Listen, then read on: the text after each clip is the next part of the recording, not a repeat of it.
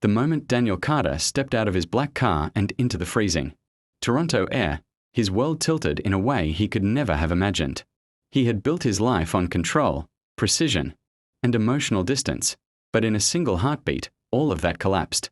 Because standing across the street, holding a shovel and clearing snow with tired hands, was a girl who looked exactly like his daughter, the daughter he had buried 10 years ago. Daniel froze. People brushed past him. The city moved as usual. But he couldn't take his eyes off her. The same soft brown hair, the same small nose. Even the way she paused to catch her breath, it was all painfully familiar. His chest tightened, and for a second, he couldn't breathe. This wasn't possible. He had stood at her funeral. He had held her cold hand for the last time. He had watched the coffin lower into the ground. And yet, there she was. The girl noticed him staring and looked uncomfortable, quickly returning to her work. Her jacket was thin for the harsh winter, her gloves worn out. She looked no older than 16. Daniel's heart pounded louder with every step he took toward her.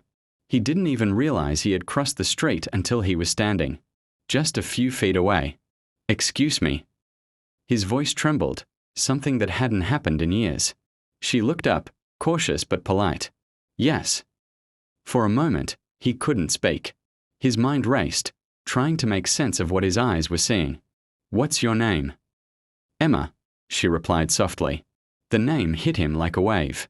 His daughter's name had been Emily. Close. Too close.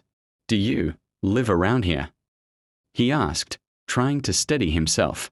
She nodded. "With my dad. He's sick, so I work after school."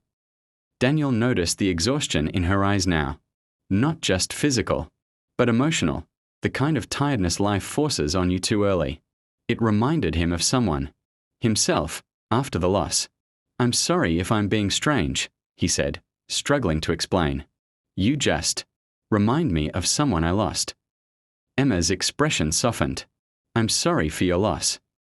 Those simple words broke something inside him.